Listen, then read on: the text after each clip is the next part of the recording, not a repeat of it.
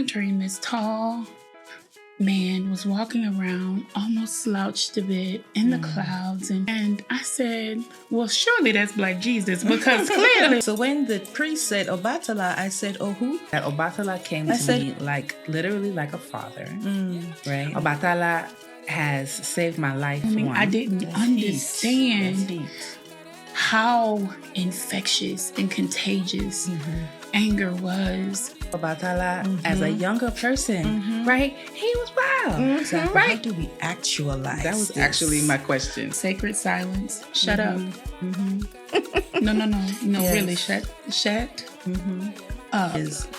Take them shoes off and go get your feet in the dirt. The TV. Do you know you anxious? Why are you watching the news right now? Right. And what I have learned is to listen to my gut. White too long. Like if I got an attitude, I could wear white for a couple days and be out of it. It ain't nothing bad like a sharp white outfit. We put on white so that we can reflect light. That's like pure science. Pure science. Right, To we've the been old saying- ladies in church when they say, listen to that still small voice. My mom says, give me some of your voodoo tea so I can feel better, baby. Ekabo! Welcome to another episode of Voices of IWA. My name is Iomi Shegun, and I am your host. This Voices of IWA is a podcast that amplifies the voices of women throughout the African diaspora who have decided and are making an intentional effort to live our African spiritual systems. This season, this is our second season, and this season we have been talking about the embodiment of the Orisa. We started off by kind of setting up some foundational concepts of our traditions, such as, our seat of power, our Ori, the understanding of Esheshe and our culture and who we are as a people. We had, we talked about our ancestors and the importance of our ancestors. We talked about character. We sat and we talked with Mama Marimba Ani about the importance of our African spiritual systems and why as Black people throughout the diaspora that they are so very important to us. And as we continue to talk about the Orisha, right, we've talked about Eshu, we've talked about Ogun. Today we are going to talk about the embodiment. Again, when we talk about embodiment, we're talking about the principles and the values of the Orisha that we live each day and what it means to walk with these values and incorporate these values into our daily life. And so today, the Orisha that we're going to be embodying is one that is very, very important to my journey in the traditions. Obatala has saved my life, because this was actually the first Orisha that I was told walks with me. And then Obatala also took me into leadership, which I fought tooth and nail. And yet I sit here before you today, as a host of a podcast. So today I have the pleasure of sitting with people that I know well and have probably so much history on, my personal story has watched me grow, from a young woman to where I am now, to people that I don't know so well, right? That I just have met along the journey and was there for, an important step in your journey, in your initiation into Obatala. So I'm going to give you all a chance to introduce yourselves. Welcome to Voices of IWA. Thank you. We always start with the story of how you came into the African traditions. Those stories are always fascinating. So, Tarade, why don't you go first? Okay, so I'll give you the synopsis. Okay. I moved to Georgia and life was lifing, so I wanted to get a reading. I went to a palm reader, but I didn't understand what they were saying. So then my journey led me to Iya Oshun Monife. And she said she was a Yoruba priestess, and that kind of, something inside me. I didn't know anything. So I went and I got a reading. So I was introduced, didn't do anything. That was in the 90s. Years later, in 2001, my mom passed. Now that will jolt you, to make you really look at your spiritual life. And so my journey led me to First African Church for my grandson's christening. At the end of the service, they had a naming ceremony.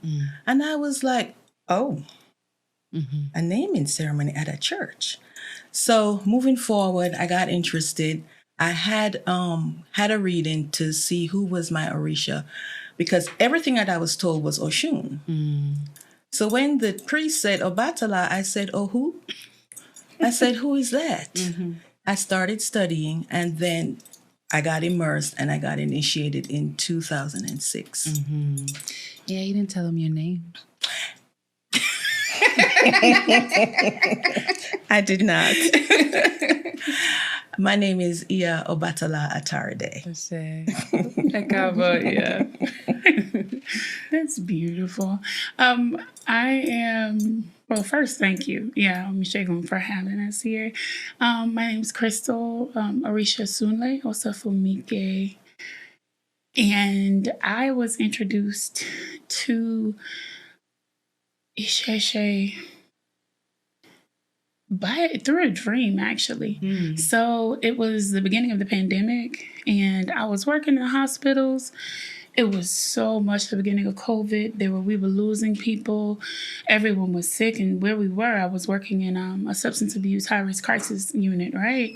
And so we had seen so much death, and I thought to myself, I said, there must be something more. So I started to just question where I was, because at the time I was licensed, ordained minister working in church. And I said, there's got to be more to it than this. It feels like there's something else. And I was like, well, I'm open to whatever that something else is. And one night, I was sleeping and I had a dream.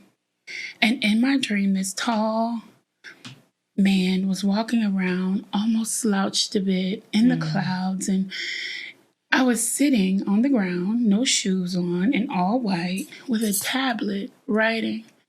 And I said, well, surely that's Black Jesus, because clearly it only could be Black Jesus sitting in the crowds walking around. Who is this? Who? This Black Jesus. I knew Jesus was like that. Right. And so I started the next morning. I got up and and he was carrying a staff. It was silver and it had pieces that were hanging. Until this time, I didn't know anything about the Orisa, none at all.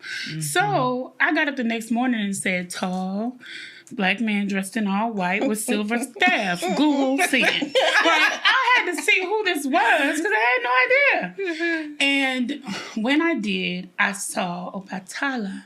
And I said, well, who that? So I went and I started to just research. And Orisa said, go to Instagram. So I went to Instagram and typed in Orisa, the Orisa, and I typed in class because I've always been just this one that wants to know. I'm inquisitive. I like to learn. So I typed in the class, and sure enough, who pops up? Orisa 101, Baba Obasina, Orisa Inu. So then I look and I said, I clicked on this page and I went on the class and I said, this fella feels like he's kin. He feels like my people. So I'm just going to sign up for the class and see what happens. And here we are, 5 years later, sitting in this chair from a dream. Of a man that I didn't know that was walking around in my dream teaching me, but I felt so calm. Who's a child of Obatala? Yes. I didn't know at the time. I didn't know. That's crazy. But that is how I was introduced. And so I went to class. First class there was at Yeye's, Botanic and More. So I went to Yeye's and I had class. And from the first class, I said, this feels like what was missing. It felt like home. And so I started to study, and I ended up, from that point, I ended up initiating last year in October. So I'm 13 minutes old.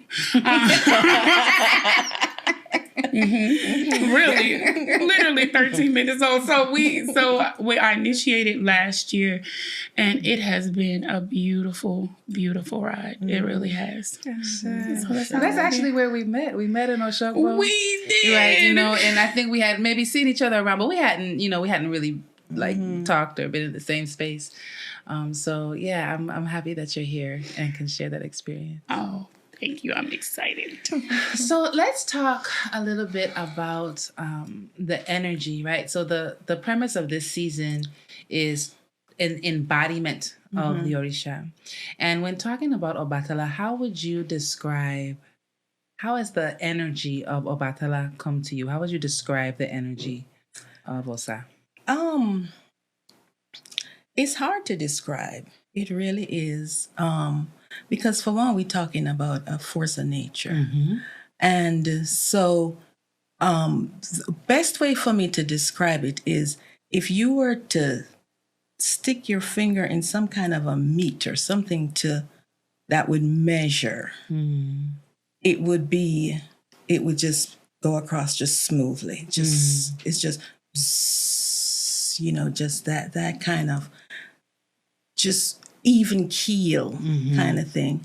And it's interesting what's coming to mind, and I'm compelled to share, is when I got initiated, I came through leukemia. And so, we have to be in whites and everything. So throughout that year, I told everybody I'm in Orisa University because we can't go nowhere. So I'm studying. I am studying. I'm cross-referencing. And one of the things that came up was in ancient Egypt, one of their deities called Num had the same characteristics as Obatala. This deity was the one that created humans out of clay. So move forward to 2008, I go on a trip to Egypt. And according to the records, it said that the Yoruba people possibly moved out of Elephantine Island in Egypt. What was on my itinerary? Elephantine Island. Wow. So while everybody's on the boat, going around the Nile, then the stop is on Elephantine Island. Anybody want to go? I do. Boiling hot sun is steep. And I'm going up. And I get into this cave. And the only thing that I can tell you is it was just like, Peace. It was so peaceful. And it had one little stone slab in there, which might have been like an altar or something. And I did not want to leave that cave. I felt Obatala in that cave. And the only thing that I could do to break it was I had silver earrings on and I put them on the altar. And it kind of broke it for me. Because failing that, I'd probably still be there. Or, But it's just that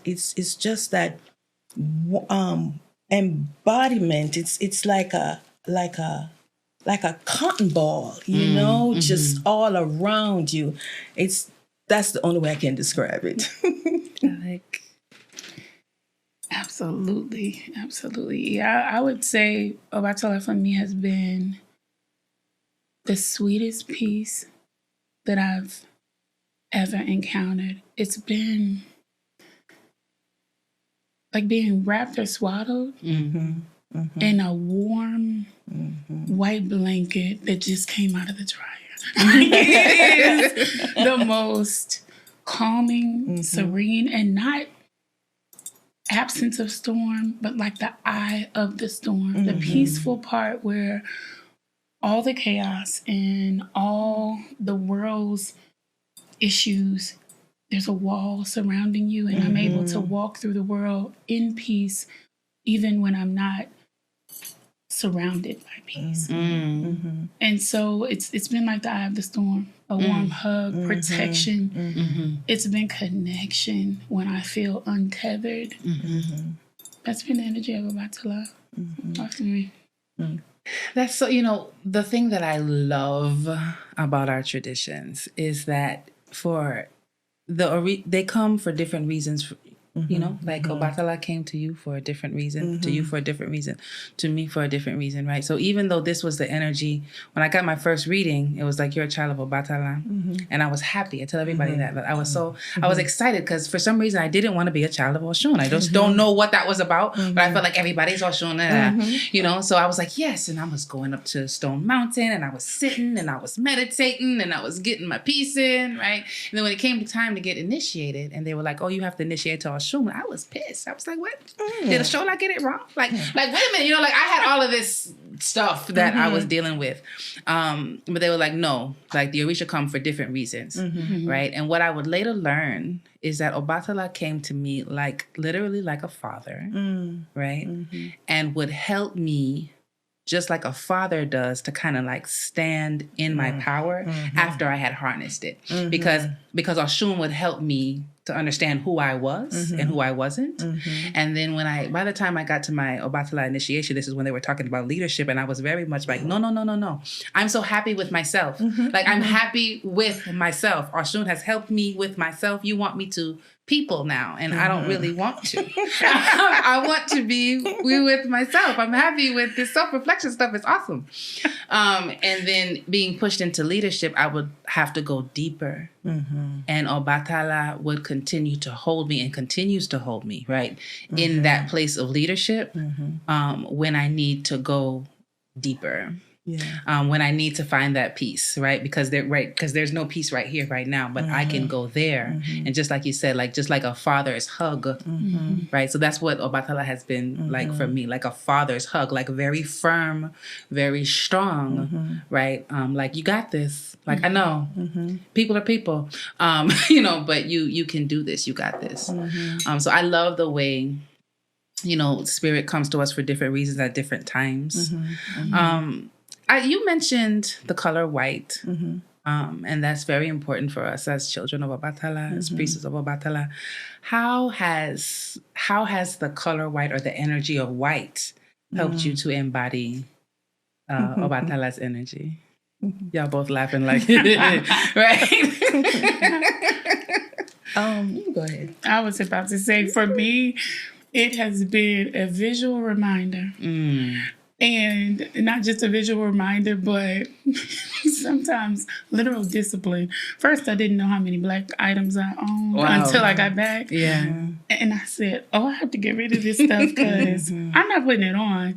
And I didn't realize how many pieces of like clothing and things I had that were black. But it's a visual reminder for me. And it's a visual reminder for me of the peace, not only within but outside. It also reminds me of the pursuit and like the real like chase for balanced character. So white for me represents that balance and what it is and how we live it every day. Like, so for me, white has been that as well. Well, it's interesting that you say discipline because I came through the Lukumi tradition, and the Lukumi way is for 1 year, you're in white, in all white. And it is to develop that sense of discipline. It got a lot of rules. And what was so interesting is, I would say, 3/4 of the way through, then I'm ready for color. So I went shopping. I'm buying colored shoes and everything and whatnot. Year is up. I'm in the color. I'm like, don't you know, I went right back into that white. I went right back into it because it was so comfortable for me. And it did everything that you were talking about, you know, that it's a comforting feeling. Even now I sleep on white sheets, you know. Me too. It feels really, really good. And it ain't nothing bad like a sharp white outfit. You know? Right. You know, so for me, white is everything, you know, color-wise. Let me make that distinction for spirituality, for everything. I, you know, I got initiated through my Oshun initiation and my Egbe initiation were actually here in the States through through an Iya that lived here. And then that same year, I went over to Nigeria for the first time for my Ifa initiation. And what I tell people is after receiving Oshun, this is why your personal journey is so important. After receiving Oshun, I was angry, y'all. Like, I was angry. I was hot. I had my head literally would be like on fire. And I didn't understand. I would later understand, right, that Oshun was coming to me, like my name being what it is, right? There was a level of protection that Oshun was giving me that I had not given to myself. And so there was going to be some deeper work that I would have to do because I needed to deal with my own anger. Long story, fast forward through therapy, all the good stuff, right? However, after getting initiated to Oshun, because I was so angry, I got put in white. And I always think about that, right? That like how I felt at that time, like it was punishment, right? Like I was being punished because my Ori was hot and, I was angry because I was lighting stuff on fire. I could not, at the time, I couldn't really understand because they were like, you're angry. And I'm like, angry at who? Angry at what? I ain't angry. No, I'm not. You're angry. Asking me the question. But still not even understanding at the time that was Obatala's energy saying like, hey, hey, love, hey, sweetheart, right? That's how they reach to talk to me. Like, you are angry. I'm going to hold you, right? I'm going to hold you through this. And me not recognizing that was still Obatala's energy bringing me through out of, like, calling me out of my anger, right? Oshun's being like, I'm going to force you to deal with it. And then you still have this balance of this white that's going to help you. So I got put in white for 90 days. Wow. And as soon as I got out, and I started feeling it again, I put myself back in white. Because I realized that the white was working for me. And I was like, if this is working for me, why would I come out of it, right? Yes. And I was like, maybe all of us should just be wearing white. But I started feeling like, okay, like I tell everybody, like, when you wear white, people treat you different. People say queen, right? Hi, because clearly you're going to people just deal with you differently. Even me, I deal with myself differently, right? I watch where I sit. I'm not sitting everywhere, right? Exactly. I'm watching how I think. I'm like, just being in white shifts my energy, right? And that is the beauty of it for me, right? Like if I'm feeling like I can't stay funky and white too long. Like if I got an attitude, I could wear white for a couple days and be out of it. Absolutely, right? Because that's what that energy that was shifted for me. I think when in white, it's like it just creates an aura, that it's really something that white just create. I have had situations where pictures have been taken. I was just about to say that. I got a picture of you. Yeah. I might flash it. I have a picture of you right after your initiation. Wow. You literally have a white beam of light circling you. Wow. I'm going to show it. Beautiful. I was about to say, like, with just anger, and it just triggered something in my brain to go back.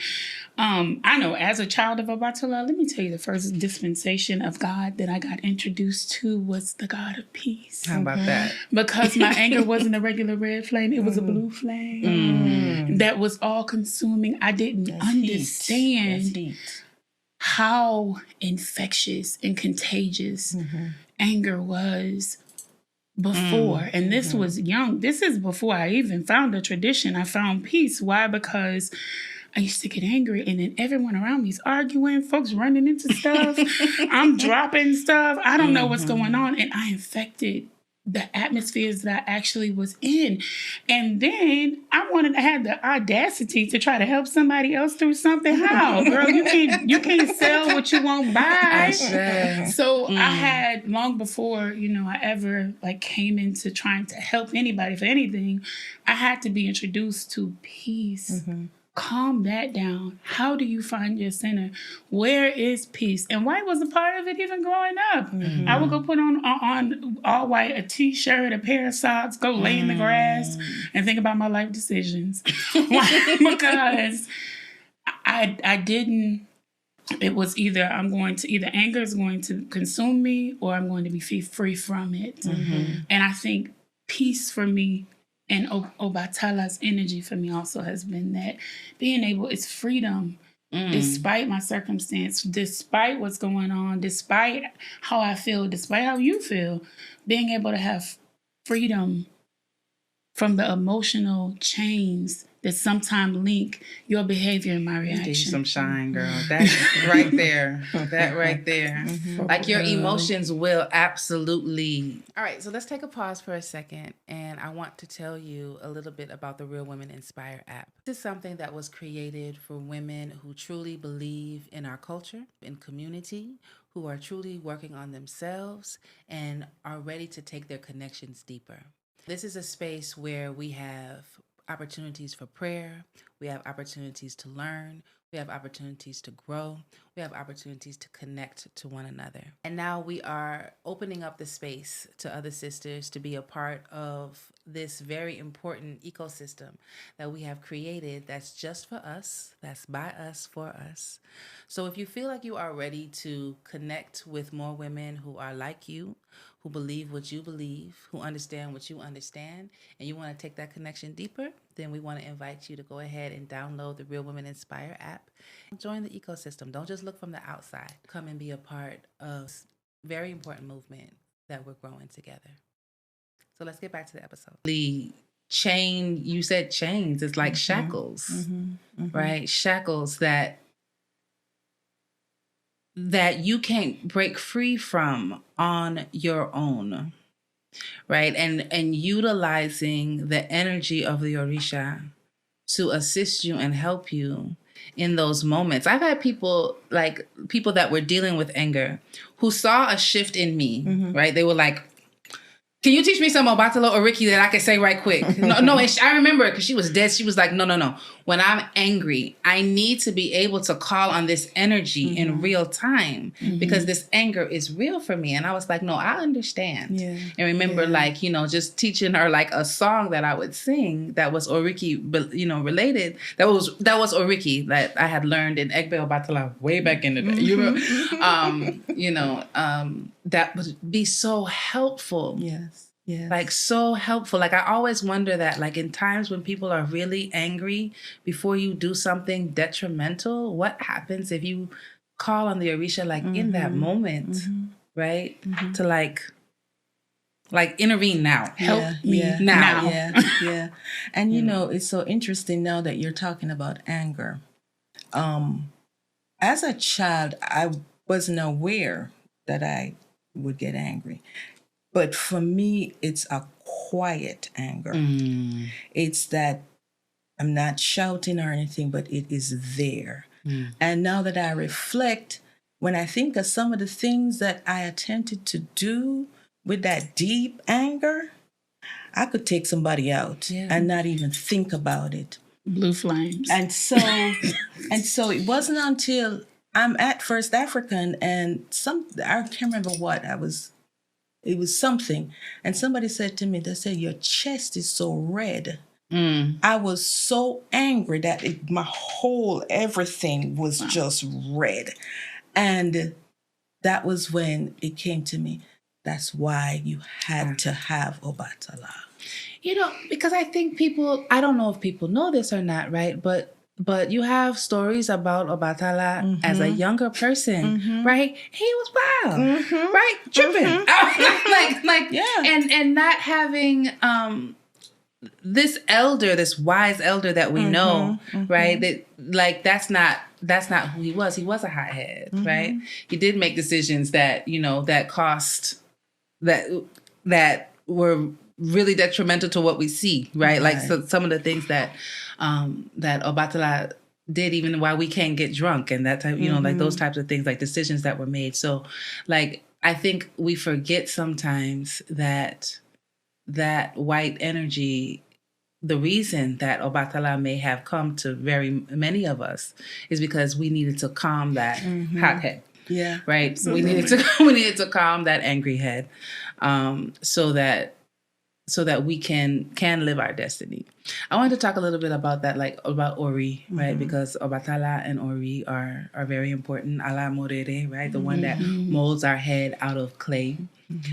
How and him being a creator. That you know, the energy of Obatala being a creation energy. Like, so let's talk about Ori a little bit. Like, how has being a priest of Obatala and working with the energy helped you cultivate your Ori more? I can't say that I can definitively identify something absolute. It's like it's just there, you know. It was there, and then when I think about it, I'm like, oh, that's what's happening, you know. I would say that I'm less confused about things, you know. Before, I would, like when I said life was happening, I was so confused, you know. But now that level of confusion, that lack of clarity, it is not as pronounced as it used to be. And what I have learned is to listen to my gut. You know, we call it your first mind. I listen to the good mind. When I listen to it, and that's where I associate my Ori, you know. When I allow myself to be guided by that, then I know, aha. And then I associate that with the level of discernment that I have learned from being a child of Obatala. So that's how it goes hand in hand for me. I do feel like we're good decision makers, right? Like in our elevated state. I heard Layo say that, right? In our elevated state. And when we've been doing our work, I have seen, you know, we're in Ekbe Obatala together, and I've seen there's something specific about a room full of Obatala people, right? That we can be a little heady at times. We might overthink things, but I love seeing and experiencing and witnessing our decision-making processes. They're actually really amazing. And I do think that it's contributed to that energy of our ability. Like we will think about something and think it all the way through. And then also there's some clear decision making that we have. And I do think it's from, like, again, just cultivating our Ori more. And I know, like, for me, that was a very, very, very important. It comes up in all of my readings, all of the time. Like, you should feed your Ori often, right? And at first, of course, I was always like, is something wrong with me? Like, why I gotta do all this Ori work? And be like, you gotta feed your Ori, you know? But that has absolutely helped me in my journey to, like you said, to discern and to be comfortable more with my Ori and what I'm hearing and knowing and understanding that that's what I'm hearing and I should follow that. Oh, I think the energy of Obatala, for me, it created protection for me enough to cultivate trust with my Ori. It was like Obatala came and held enough space for me to trust what was going on inside with me and Ori, being able to trust the decisions or the processes or the next step or the creative thing that I'm supposed to do, and trusting that you heard what you heard, you know what you know. Do it. Do it. And so being able to develop a closer relationship with my Ori is what Obatala is, what he's done, what he's doing still. Being able to just trust and know and have confidence in knowing. The confidence. I think, like, for us, call it the law of sustainability, right? Sustainability says that you can't sustain any activity or behavior if you don't believe that you can do or who is able to do the thing, right? So Obatala, for me, gave me the ability to really believe that I am who I think I am, and I am who I say I am, and I believe the things that I've been tasked to do. Now, sometimes I don't believe I can do them by myself, so everybody, auntie them, grandmama them, all the ancestors, everybody that's on the helping team, could you come help me? But it still gives me confidence even in that, to know that I may stand as one or sit as one, but there's a whole team that goes with me. So it's confidence. It was trust to be able to confidently know that I'm protected and we can work in here together. Just me and you, Ori. Let's talk a little bit about creativity, because I feel like sometimes you hear stories about Obatala and you hear people speak of Obatala being, the old white man in the mountains that comes down and he's wise. And there is Obatala is the energy of creativity, right? His energy was present during creation, right? The Yoruba stories of creation. Obatala was a very important part of that story. So how has creativity been a divine act for you all? You and I danced together, for years. I find myself as I get older needing to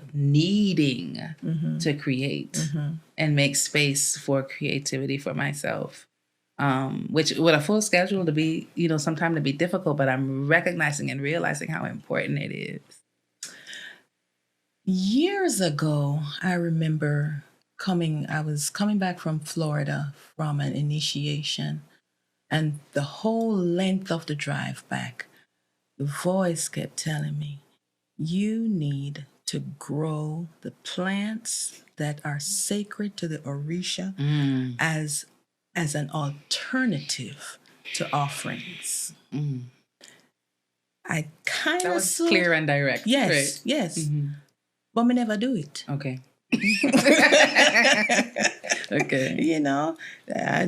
Full schedule, don't have time. Now what is pouring out of me is gardening. So that's where the creativity is coming out now. Now, when I was younger, my creativity was in clothing. I could throw an outfit together like it ain't nothing, and so it has to do with fashion. That's where I see my creativity coming out. But now it's with the plants, and they're like, we told you that this is what you're supposed to be doing, So at Home Depot and all them places, the lady said, I'll see you tomorrow. I love it. Yeah, I laugh because, babe, someone asked me, what is the new hobby for this last month? One of my goals was to pick up a new hobby, and guess what it was? Gardening. It was, and guess what I'm growing? All types of things, and specifically the herbs for the Orisa and for an offering. So I have this Obatala plant that's growing now, and it's like they're just some spry, little strong little plants. So that's what I've been growing and setting up a space in the back of my house that I can just go and grow and touch grass and earth and garden. So that's actually, I giggle because I thought okay. Yeah. I love that. And this is, so writing, writing has been mine. This podcast has ended up being like a important part of my creativity, and just allowing myself to feel, and I think that's actually what the creativity does for me. It allows me to channel my energy and my feelings into a very tangible place and space. Whereas like I said, I might be feeling angry in a moment, right? And then writing, whether I'm writing, in writing a book or writing an essay or writing and that's always been the case for me, right? Like using my voice to write, I just wasn't allowing myself to do it more. But then I'm realizing how, again, for me, that ends up being a very important part of my destined path, right? Things that I'm supposed to be doing that I was stopping myself from doing. And, and Orisa being my ancestors being no, these are the things you're supposed to do. I was about to say herbs too with me, and being able to hear what a certain recipe or a certain medicine or a certain herbal thing, and that comes from just years ago. My grandmother used to do the same thing, and now being able to actually hear like, oh, okay, put this with this and put this in that, and or grow this, and then take this. And you're going to use it in this medicine. That's been another way that's really been created for me. So being able to create, whether it's a bath or whether it's a tonic or whether it's a tincture, like being able to create things that help me, help my family. Of course, they're my first guinea pigs. Again, I'm 13 minutes old. So I use them. I'm like, here, no, take this. And so we're about in our third season of cold medicine and all these different things. And they're like, my mom says, give me some of your voodoo tea so I can feel better, baby. I don't know. I don't know what's in it, but that's okay. It's stuff floating in there. I'm going to give it to me. I trust so that's been also a great space for creative expression, too. Okay. So it's no secret that the world is changing, right? And I don't know about you all, but I see people at my shrine that have higher levels of like anxiety right now, right? Ori work is like for real, for real, for real. Ancestral work is for real, for real. And so I'm wondering like how this energy of Obatala can be helpful. How do y'all think it can be helpful for people, especially now when it's like a real, it's high anxiety. We're seeing things. People are glued to their social media, and we see things and feel things, but may not have outlets, for it. How can people use this type of energy, the energy of Osa, to like be helpful? Well, for me, I think my life's work, my career, puts me in a position where I'm able to model, calmness kind of thing. You may not know, I'm a physical therapist, and I mainly work with the elders. I'm with the geriatric population. And so their level of anxiety is somewhat different, but it is there anyway, because they're looking at end of life, and all the things that are happening that are impacting them. And whereas I might not be able to offer a solution, but I'm able to listen. And just being able to listen is helpful, to the elders. Sometimes they don't want to exercise. They don't want to exercise. And I'm okay with that. And I just sit there and we just talk. And I go to people's homes and do the therapy. And they'll be like, so when you coming back? That kind of thing. So I think that my existence right now is just to bring peace into the home. They come in, they said, oh, Miss Maxine is here. Okay, we're good. In my family, I am that person. I have a niece.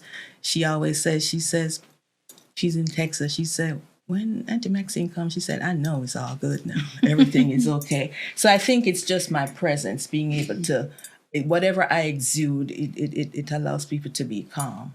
But I'm not really with the younger generation, I don't really see that. Goodness. Well, I am. I was going to say, like, you're. I think they drove past my my domicile and decided to stay. I have the first thing that I do, and the first way that I utilize the energy of Baba Arugbo is being able to tap into it for myself. Like being able, like you said, to be the peace in the room. Not because I'm selling anything I haven't bought, but because it is stillness inside, because it is quietness inside, because my mind is not running all over the place, but I'm able to sit and hold space for you the same way Baba Arugbo sits and holds space for me. So now being able to perpetuate that same level of peace, of calm, of stillness, of protection, is the first way that I can invoke it. But not just that, helping individuals find peace in a way that they haven't necessarily been able to because of the noise that's around. So now I get this divine opportunity to help people quiet the noise in their life and tap into really answers that are already within them. But because it was so much noise, they couldn't hear what was going on around. Being able to find hope in situations that they did not see hope before. I think it's beautiful. Yeah, we're doing the same kind of work that, at the end of life, and are you trying to find some type of peace or some type of hope, or making peace with the idea that you're about to transcend one plane to another. The same in living, especially with so much chaos going on right now. Every single day is something new. And helping people also learn how to meter that. What you're taking in, what are you absorbing? You know you don't have to. You know that there's another way to utilize Baba Arugbo's energy. Is you don't have to be the filter for all that stuff that's flowing through your life. You can change the flow. You don't have to be the main filter for your entire household. You do realize there are other beings in your household besides you. You carrying the weight and being the filter, and now you dirty and you don't know why. Are you sick and you don't know why? Well, because you've been the filter for the last 100 people that have come through your life. Yet nobody is filtering and helping you filter. So it's that too, being able to utilize the energy of Obatala in that way. Being stillness, holding space for people. Because I'm able, Papa Arugbo holds space for me. So I can hold space for others. So that's one of the main ways that I utilize it, but helping people find peace, helping people find clarity, helping people find their creative outlet, because it helps them regulate their own system. Ashe. Go ahead. And I hear what we're saying, and then in my mind, I'm like, but how do we actualize That was this? actually my question. How do we actualize this? And I don't have bells and whistles. My thing is take them shoes off and go get your feet in the dirt. Discharge all of that into Mother Earth, into Onile, just do it.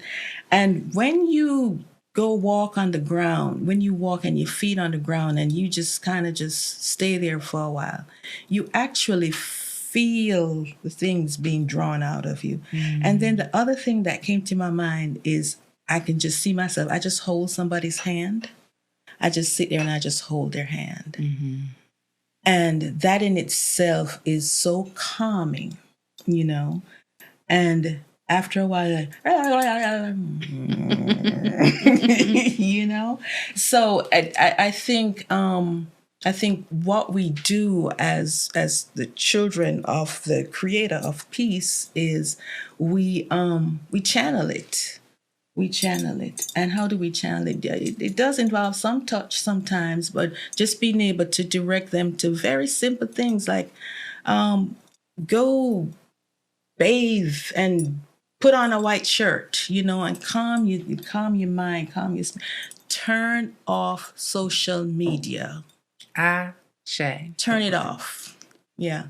Well, I think one of the quickest ways to release yourself from anxiety and release yourself from, that pull that it has is to just turn it, turn it off, turn your phone off.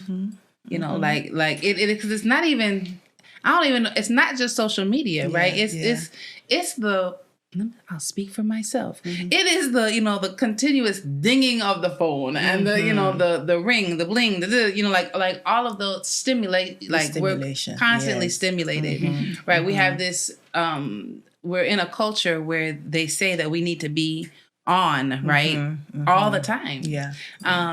And making an effort to be off and turn off and to rest is like, pulling teeth sometimes. And I feel like that is for me, like a very practical solution. You could just stop for the day, for a couple hours, you know, and asking people, did you rest? Like, I literally do ask everybody, like, that's just something that we do in our household. Like, how did you rest? And you'd be surprised how many people aren't sleeping, right? Exactly. Because of the stimulations, right? Because you're grabbing your phone and you've been on your phone and you know, iPhone will tell you your screen time and how long you've been on it, right? Wow. Pay attention to it and turn it off for a while. I was about to say sacred silence. Shut up. No. Yes. Really, shut up. Don't fix it. Don't say it. Don't look at it. Shut up. Take some sacred silence. Sometimes it's not that we don't hear, it's that we're not listening because it's so much noise. Shut up. Tell you to you shut up. That's it. Sit down, ground, stillness in that way. Unplug from your TV. You know you anxious. Why are you watching the news right now? Right. Your whole nervous system is in overdrive. So turn it off. Just like you said, turn it off. Not just turn it off. If you know you're overwhelmed and every time your auntie calls you, she sends you into orbit, why are you answering the phone right now? Don't. Ask yourself, if I don't answer the phone, are they going to die? No. Okay, then don't answer the phone. Whatever it is, it's slow down. Slow your pace, slow your tempo. That's one of the things that I loved about visiting the continent and specifically about Oshogbo was I could slow down. I could be present where my feet were. I didn't constantly have to be plugged into the next. I actually could slow down and think about where I was and what I was doing and how the sun fell on my skin or the birds that I heard or the dirt on my foot, because it was dirt on my foot the whole time. So, but dirt on my foot. But I could actually be present in my body. I think a lot of us, we struggle, especially with now, not being even present with our body. When did you sleep? When did you eat last? When was the last time you drank some water? And being able to bring like those things, practical applications that really do cultivate peace, but understanding that peace is not some magical thing that just falls on your head. It is a conscious choice that you make every single day. I think that there is a reason why none of the radios in my car work. Not one. The both of them, they just went pshoo, and they're too expensive to fix. And so I drive in total silence all day. And it really helps me, you know. So I think that's one of the, it's just like a simple solution, kind of.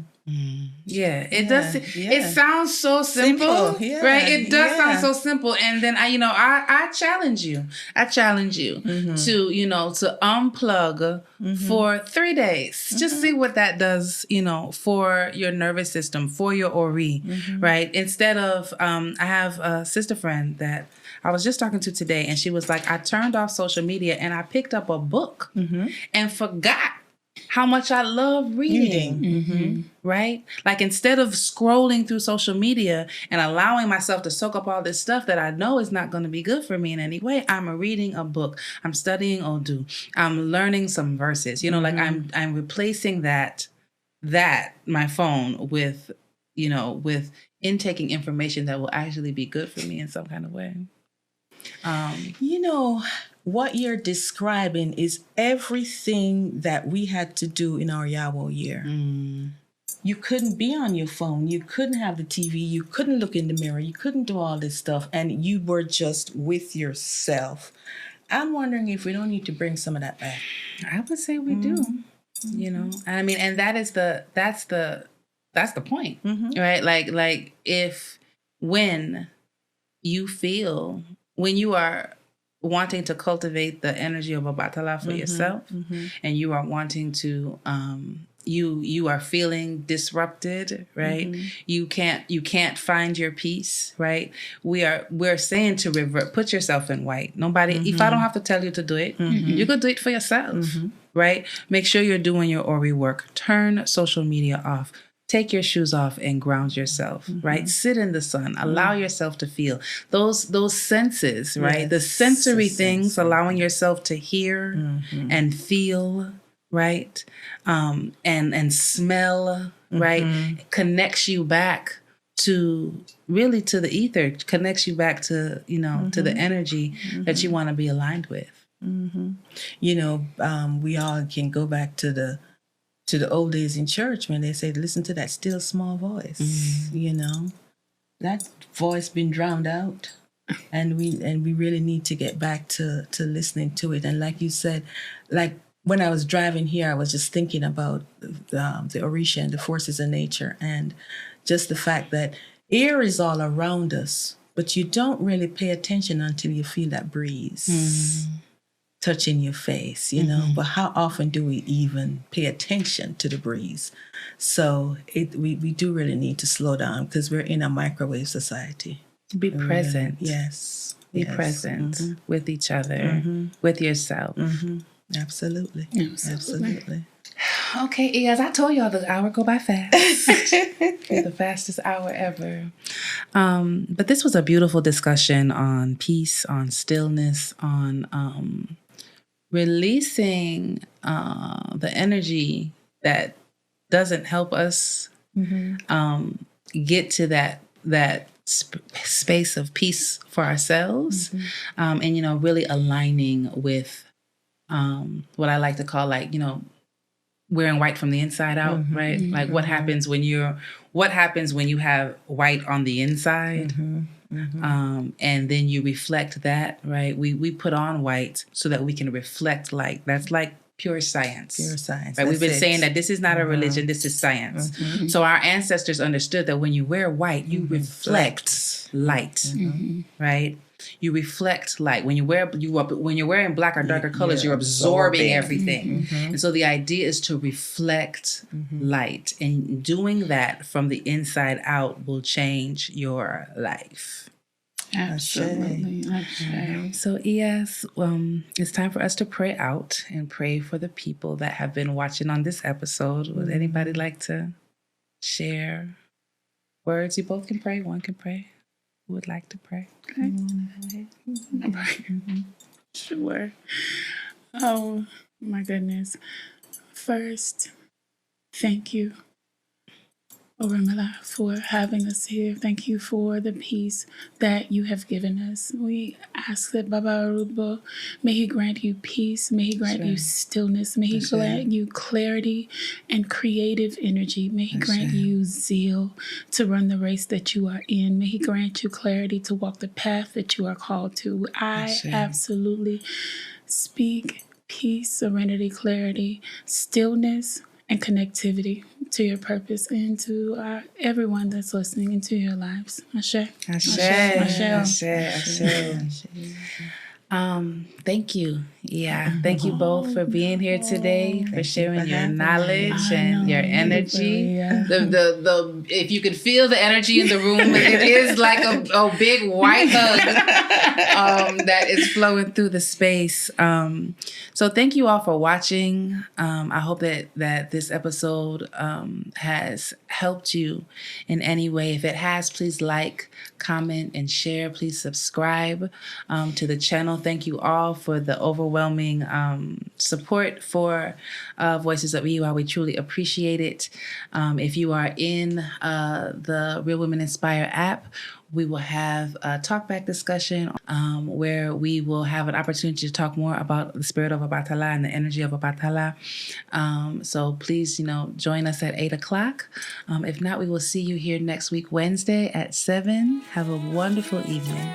Odabo.